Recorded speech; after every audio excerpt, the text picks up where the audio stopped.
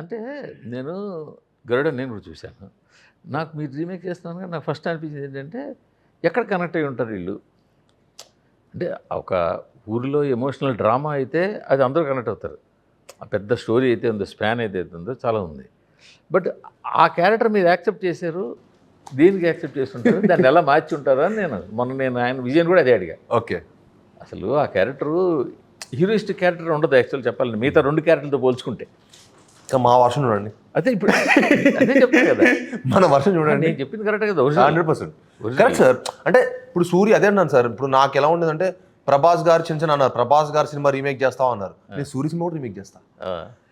అది సినిమా ఏ సినిమాని చేస్తా. సినిమా గొప్పది ఎవరు అడగరు. చేస్తా అన్నారు కదా. ఇప్పుడు సూర్య సినిమా చేశాను, అన్ని సినిమాలు చేస్తాను సార్. నేను ఫిట్ అవుతాను, నేను నా బెస్ట్ ఎఫర్టే పెడతాను. సినిమా అంటే నాకు ప్రాణం. దానికోసం ఏ క్షణంగా వెళ్తా.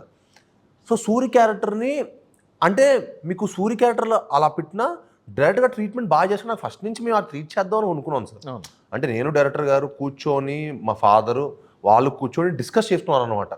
ఏమేం చేస్తే బాగుంటుంది, ఏ అలైన్మెంట్ చేస్తే దాన్ని విజయ్ గారు నెక్స్ట్ లెవెల్ పట్టుకెళ్ళిపోయారు. ఇంకా ఆయన టీంతో కూర్చొని ఆయన ఇనఫ్ టైం తీసుకున్నారు. ఎందుకంటే మాకు రిలీజ్ వరకు టైం ఉండింది. మేము 3 months బ్యాక్ రైట్స్ కొనేసాం సార్. ఈ ప్రాసెస్ ఏంటంటే విజయ్ గారు కొంచెం రీమేక్ అంటే కొంచెం హెస్టెడ్గా ఉండే.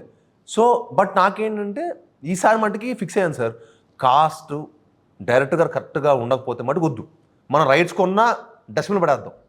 రైట్స్ మీరు కొన్నారు కదా. అంటే ఫస్ట్ రాధామోహన్ గారు తీసుకొచ్చారు. అంటే శ్రీధర్ గారు రాధామోహన్ గారితో రైట్స్ కొనమని చెప్పాను అనమాట. అంటే నేను డాడీ మనకు మూవీ చూపెట్టాం కొనమని చెప్పాను. సో అలా తీసుకోవడం జరిగింది. తీసుకొని ఆయన అద్భుతంగా ట్రీట్ చేశారు. అండ్ మళ్ళీ మాకు ఆ క్యారెక్టర్స్ కూడా సార్ మీరు నమ్మరు, మేము చాలా రీసెర్చ్ చేసాం మళ్ళీ ఈ క్యారెక్టర్స్ కోసం. రోహిత్ గారు సడన్గా మాకు థాట్ వచ్చింది. ఆ థాట్ రావడం మట్టుకి మాకు one of the best moment of my film Bhairav. ఎందుకంటే యాక్సిడెంట్ ఎందుకు సుందరాకాండ చూసాం. అవును అంటే మాకు ఎలా ఉండిందంటే పాజిటివ్ క్యారెక్టర్ ఉండాలి, ఏ కాంట్రవర్సీ లేకుండా ఆయనకి జరిగితే ఆయనకు చిన్న దెబ్బ తగిలినా సింపతి వర్కౌట్ అవ్వాలి. ఆ క్యారెక్టర్ ఎవరు మీ క్యారెక్టర్ దగ్గర కాస్త పెద్ద రకం క్యారెక్టర్లో కరెక్ట్గా ఉండాలి. మా ఏజ్ గ్రూప్ కూడా కరెక్ట్గా మ్యాచ్ అవ్వాలి. ఇప్పుడు నేను 30 వాళ్ళు 40. సో కరెక్ట్గా ఉంటారు. వాళ్ళ అన్నలో నేను తమ్ముడిని.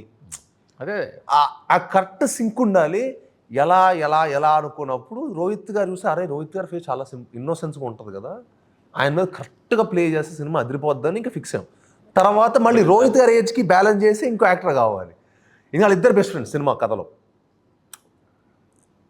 సో వాళ్ళిద్దరు బెస్ట్ ఫ్రెండ్స్కి ఇప్పుడు ఆ ఏజ్ కరెక్ట్గా మ్యాచ్ అయ్యి రోహిత్ కరెక్ట్గా మ్యాచ్ అయ్యి క్యారెక్టర్ ఎవరు అని మళ్ళీ అది ఒకతాను. సడన్గా నేను ఏదో ఫంక్షన్కి వెళ్తే తమ్ముడు అని మనోజ్ అన్న కట్టుకొని ఇలా లేపాడాను. అరే అసలు మనోజ్ అన్న కదా, బట్ మనోజ్ అన్న ఈ క్యారెక్టర్ చేస్తాడా లేదా, ఎందుకంటే ఆయనకు ఆల్రెడీ కమిట్మెంట్స్ ఉండే. బట్ తిరిగి కూడా చిన్న కాన్ఫిడెన్స్ నాకు మన పేరు వంశేఖర్ గారు ఇచ్చారు. ఎలా అంటే అన్న ఆల్రెడీ మిరై చేస్తున్నాడు కదన్న, మిరైలో కూడా మంచి క్యారెక్టర్ చేస్తున్నాడు, సో మన దాంట్లో డెఫినెట్గా చేస్తాడు అని చెప్పి శేఖర్ వాళ్ళు మంచి మన కాన్ఫిడెన్స్ ఇవ్వగానే తీసుకోవడం జరిగింది. సో ఆయన అప్రోచ్ అవ్వగానే అన్న కూడా మొత్తం కథ విన్నాడు. విజయ్ గారు ఇంకా విద్య గారు మొత్తం బాధ్యత తీసుకొని ఆయనే కన్విన్స్ చేసుకొని మనోజ్ గారిని తీసుకొని వచ్చాడు.